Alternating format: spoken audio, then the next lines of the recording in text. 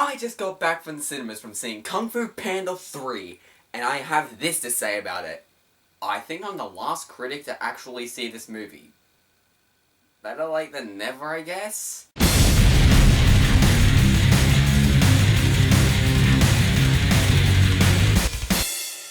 Kung Fu Panda 3 is the third installment in the Kung Fu Panda trilogy. In this movie, Po finally meets his biological father, and so now that naturally would start to cause a conflict between his old father that he's always had throughout his entire life, and his biological father, and that does cause a bit of conflict. And above this, Po has the stress of trying to become a teacher. And as well as becoming a teacher, he also needs to master Chi. And if you don't know what Chi is, basically it's the Kung Fu Panda version of the Force. And speaking of Chi, there is this new arise of an old villain named Kai, who wants to take this Chi from all of the other masters of these warriors and masters that are still alive. And he's coming for both the Furious Five and the Dragon Warrior Po. And so it's up for Po to stop him. Now, I was a bit unsure about this movie because this movie is rather divisive. Some people say that it is a pretty good, fun, entertaining, solid film. And there's a small couple, not a lot, but there are few people who hate this movie. And then you've got people like the animation trainer and the dragon critic who loved it so much that they basically say it's their favourite movie of all time. I don't blame you guys, considering I did the exact same thing to Inside Out just last year. But considering there's that rather divisive attitude, I was really intrigued on how was I going to feel about this movie. And that's one of the main reasons why I was so intrigued to see this movie. And since I just got back from seeing it in theaters, I am happy to say that this movie is fantastic. I had a lot of fun watching this movie in the cinemas. And really, when I think about it, I honestly think this might be my favourite of the trilogy. I have to think about that. I thought that the first two movies were very fun, solid, entertaining films. I think the first one was really entertaining, but the second one was more emotional, and I think that because one's more entertaining and one's more emotional, I think that the first two are on par. And so I think I like Kung Fu Panda 3 just a little bit more than both the first two movies. I honestly really love the story in this movie, and I think it's very good and very engaging. But for a completely different reason as to what I was expecting. What this feels like, it feels like that there's a bunch of people that wrote this entire Kung Fu Panda story, and basically they decided, hey, we can make this one big trilogy. And so they decided where, at what points to stop. And so it feels like that these three movies is telling one part of a bigger story. And that is one thing I really do have to praise about this film. It feels like a continuation of the first two movies. It feels like every movie was written all in one big go, like in one big book or something, and they decided to split up into three parts because it was going to be too much for one movie. And there's a lot of things about this movie that honestly has me think that I think that this should probably be the final movie in the series. I don't think they should make a Kung Fu Panda 4 because I think it's unnecessary. It kind of feels like a conclusion movie, like Kung Fu Panda 2 was fun and entertaining, but it did leave itself open for a sequel. And like once the movie ended, it was like, yeah, there can be a Kung Fu Panda 3. And we finally get it, and here is where I think, yeah, I think they should stop now.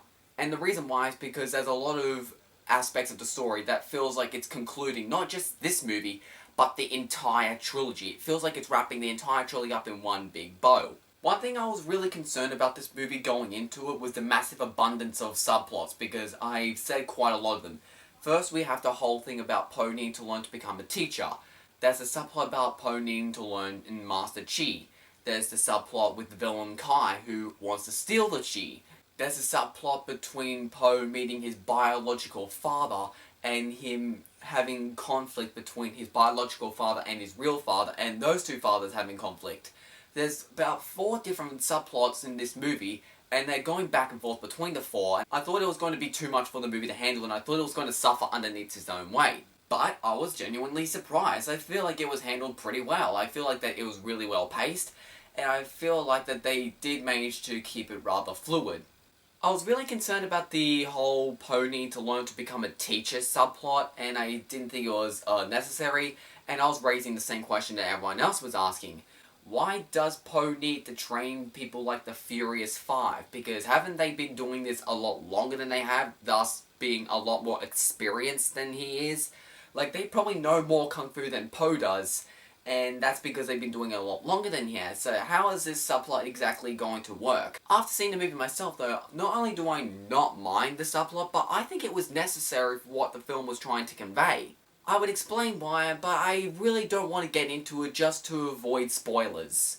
And also, this movie is just plain entertaining. It is very fun and does have a good sense of humour, including a very funny scene towards the end of the movie where Po makes a joke about villains giving monologues. I saw this movie with my father, and we both found some pretty chuckly moments throughout the entire film. I also really like the characters in this movie. I feel like they are all connected really well. I feel like they have a really great relationship between each other.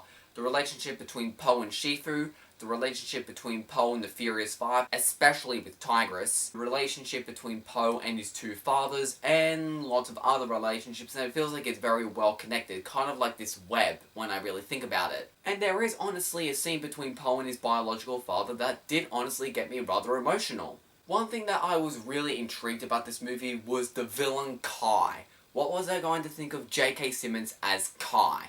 And the reason why is because he's one of the most divisive aspects of the movie. Some people absolutely love this guy, and some people think he was very disappointing. Where do I come in? I'd say I'm kind of in the middle. I feel like this guy was very entertaining, he felt like he could kick a ton of butt, and he was just overall very entertaining.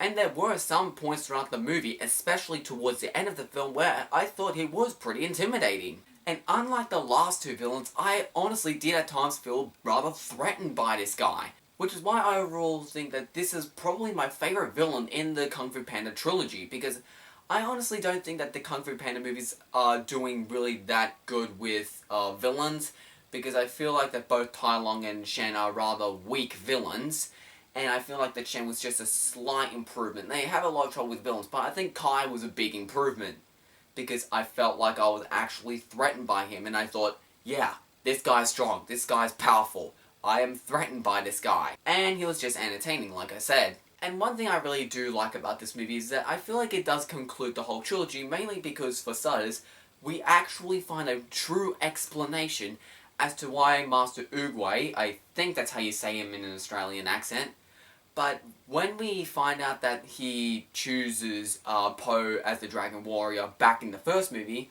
we get a full explanation as to why he chose Po. At first I always felt like the first Kung Fu Panda movie was the origin story of the Dragon Warrior, and how like Po becomes the Dragon Warrior, and then the next two movies are about him sort of expanding on it.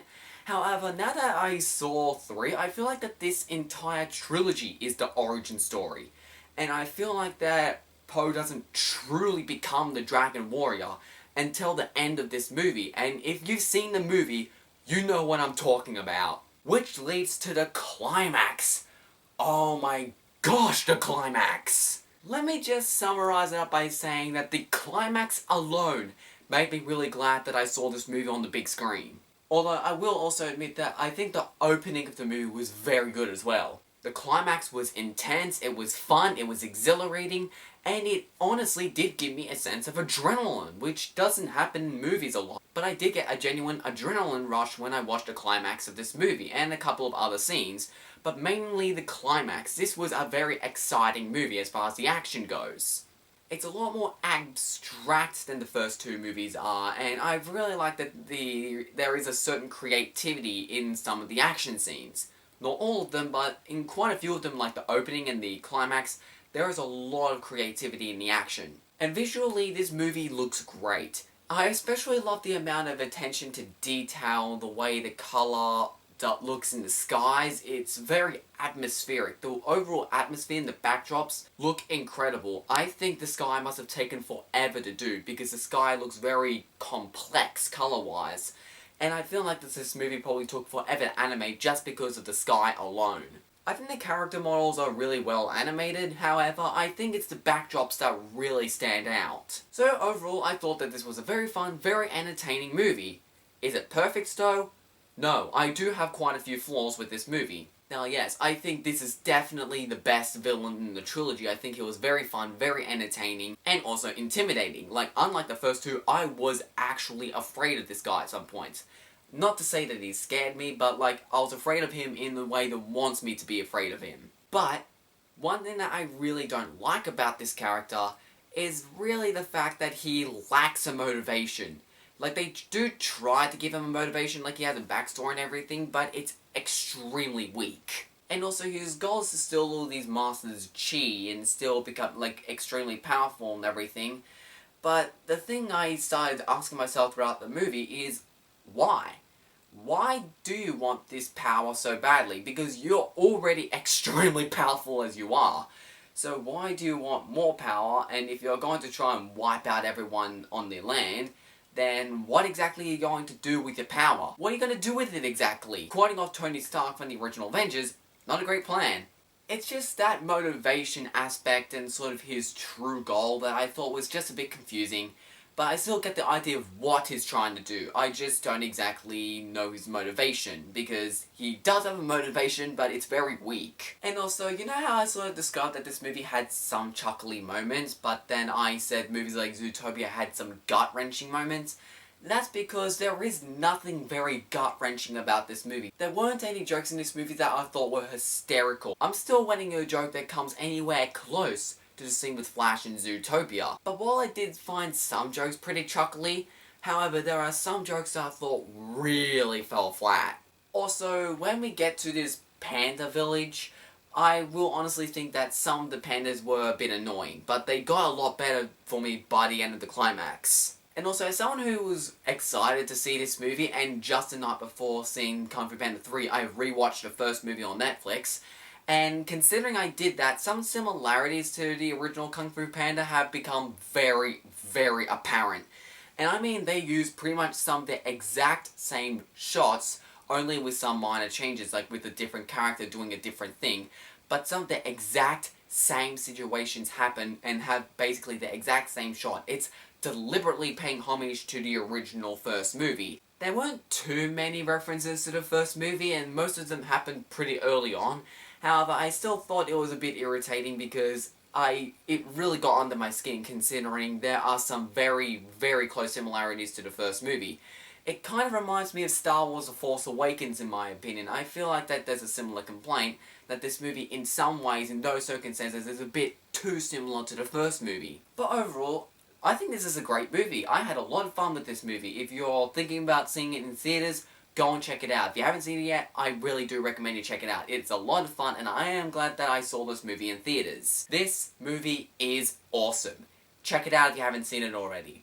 Now, here's a question some of you guys might be asking though. As far as anime films go, did I like this movie as much as Zootopia? Well, that is for another video. I'm honestly planning a couple of Battle of the Flick videos. I'm going to do 2, both of which will involve Zootopia. And one of them is going to be Zootopia versus Kung Fu Panda 3. So look forward to that. But until then, hasta la vista, baby.